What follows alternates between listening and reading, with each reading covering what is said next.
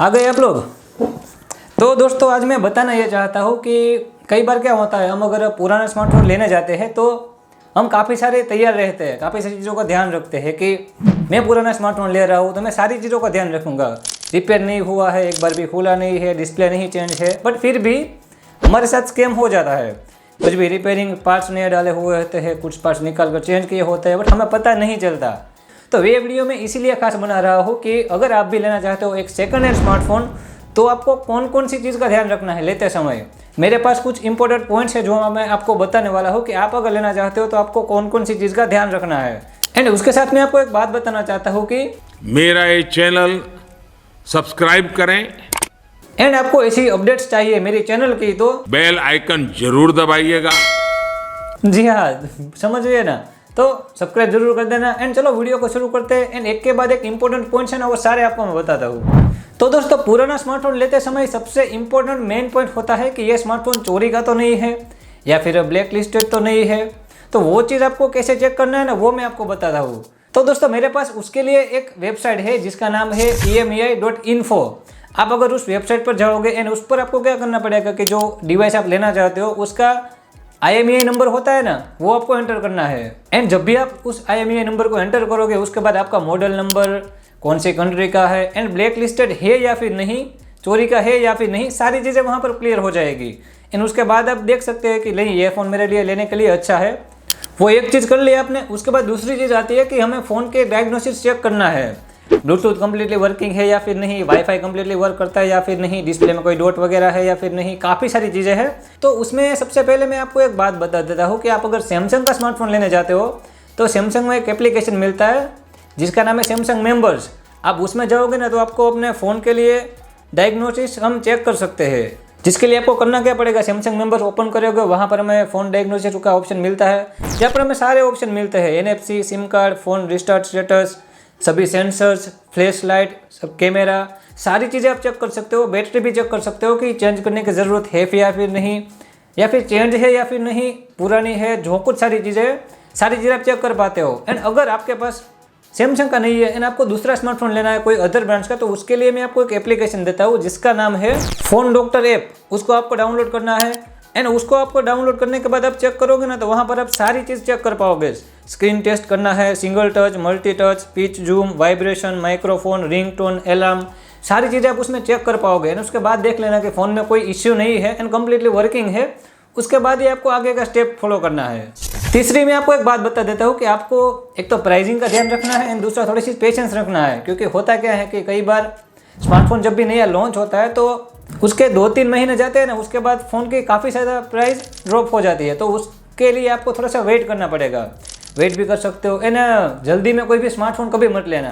And अगर आप wait करते हो 5 महीने 6 महीने तो उसकी ज़्यादा आपको प्राइस ड्रॉप मिलेगी। एंड एक अंडर वारंटी वाला स्मार्टफोन आपको कम प्राइस में मिल जाएगा। एंड जैसा कि मैंने बोला, सारी चीज़ें चेक कर लीजिए। एंड दोस्तों एक और चीज़ है कि अभी के टाइम में हम देखें ना तो OLX पर स्मार्टफोन के बारे में काफ़ी सारे स्कैम्स हो रहे हैं। क्या होता है, स्मार्टफोन दिखाते हैं तो थोड़ा सा एडवांस पैसे मांगते हैं कि इतना पेमेंट आप एडवांस कर दीजिए, उसके बाद यहाँ पर मेरा बंदा आएगा, मेरा भाई आएगा, ये आएगा, आपका फ़ोन ले जाएगा। बट आपको किसी पर भी ट्रस्ट नहीं करना है।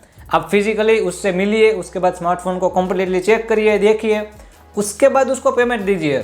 एंड हाँ, पेमेंट देते हैं तो भी आप ध्यान रखना कि अगर हम कोई भी शॉप से स्मार्टफोन लेते हैं ना तो वहाँ पर क्या होता है कि वो लोग अगर without bill and without box आपका फ़ोन मिल रहा है तो वो भी 15 दिन या फिर 1 महीने की वारंटी देते हैं कि इतने टाइम में अगर आपके फ़ोन में कोई प्रॉब्लम आती है तो आप हमसे मिलिए, हम आपको ठीक करके देंगे, प्रॉब्लम है तो। एंड OLX पर आपको क्या करना पड़ेगा, आपने जो भी चैट में बात की होगी या फिर कॉल पर बात की होगी तो वो आपको सारी रिकॉर्डिंग्स आपको रखनी है, कभी इनकेस ज़रूरत पड़ी तो वो काम आएगी।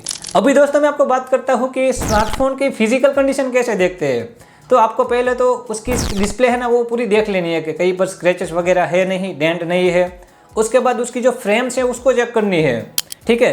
फ्रेम चेक कर लेना, कितना डेंट है वो तो फिजिकली दिख जाएगा, बट उसका जो बैक पैनल है स्मार्टफोन का, वहाँ पर आपको देखना है कि फ़ोन खुला हुआ है या फिर नहीं।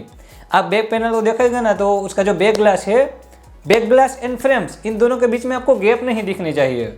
आप देखते हो कि कोई गम वगैरह लगा हुआ है या फिर थोड़ी सी गैप है तो मान लीजिए कि वो स्मार्टफोन शायद खुला हुआ है, ठीक है। वो चीज़ काफ़ी इंपॉर्टेंट है, आपको देखना पड़ेगा। एंड उसके बाद की एक चीज़ बताऊँ तो आपको क्या करना है, उसकी जो डिस्प्ले है ना उसमें एक पूरा ग्रीन कलर, पूरा red colour and black colour and blue colour, ये 4 कलर के वॉलपेपर डाउनलोड कर लीजिए। कंप्लीटली वो कलर है। उसके बाद आपको जूम करके आपको फोटो रख देनी है। मान लीजिए आपकी डिस्प्ले पूरी रेड हो गई तो वहाँ पर कुछ वाइट डॉट्स वगैरह या फिर ब्लैक डेंट जो कुछ भी है आपको सब दिख जाएगा। ये 3 कलर इंपॉर्टेंट होते हैं। एंड हाँ, फिर भी आपको लगता है कि ठीक ठाक है तो आप एक काम करना कि उसके जो फिंगरप्रिंट सेंसर है ना वो भी देख लेना, क्योंकि कई बार काफ़ी केस में कैसा होता है कि फिंगरप्रिंट सेंसर जो है वो काम नहीं करता। अगर डिस्प्ले चेंज हुए तो आपको वो चीज़ खास चेक करनी है कि डिस्प्ले चेंज है तो फिंगरप्रिंट सेंसर नहीं चलेगा, तो एक फिंगरप्रिंट रखकर आप ट्राई ज़रूर कर ले।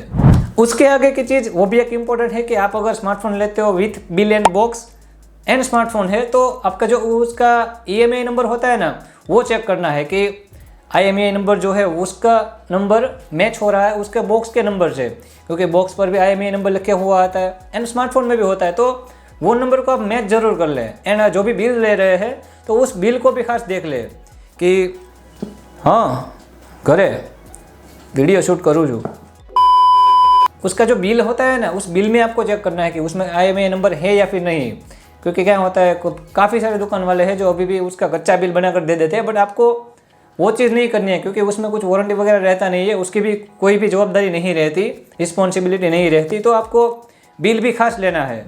एंड स्मार्टफोन चॉइस भी करते हो तो मैं बताता हूँ कि आपके लिए एक अच्छी चॉइस कौन सी हो सकती है। मान लीजिए 30,000 के बजट में कोई भी स्मार्टफोन लॉन्च हुआ है तो थोड़ा वेट कर लीजिए, 5 या 6 महीने जाएंगे तो उसके बाद आपको अंडर वारंटी स्मार्टफोन उसके आधी प्राइस में मिल जाएगा।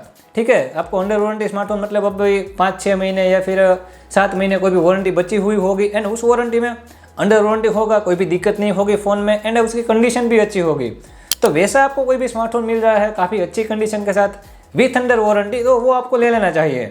एंड अगर पुराना ले रहे हो without bill without box and सस्ते में ले रहे हो तो जो मैंने बातें बताई है उस सारी बातों का खास ध्यान रखें। एक तो ब्लैक लिस्टेड नहीं है, दूसरी वो रिपेयरिंग वगैरह नहीं हुआ है, डिस्प्ले चेंज नहीं है, बैटरी चेंज नहीं है, वो सारे आपको ध्यान रखना है।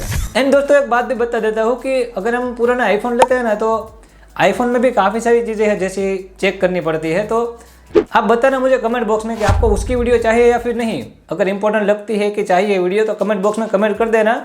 मैं आईफोन के बारे में भी आपको बताऊंगा कि आप अगर सेकंड हैंड आईफोन परचेज करते हो तो आपको कौन कौन सी चीज़ का ध्यान रखना है। बाकी तो आप अगर नया स्मार्टफोन लेते हो तो उसमें तो कोई चीज़ देखने की ज़रूरत नहीं होती। तो ये सारे इंपॉर्टेंट पॉइंट्स थे अगर हम सेकंड हैंड स्मार्टफोन बाय करते हैं तो। एंड मुझे पता है आपको ये वीडियो ज़रूर पसंद आई है तो यार लाइक का बटन एक ज़रूर दबा दो, ठीक है। तो चलो मैं मिलता हूँ नेक्स्ट वीडियो में, तब तक के लिए टेक केयर, बाय।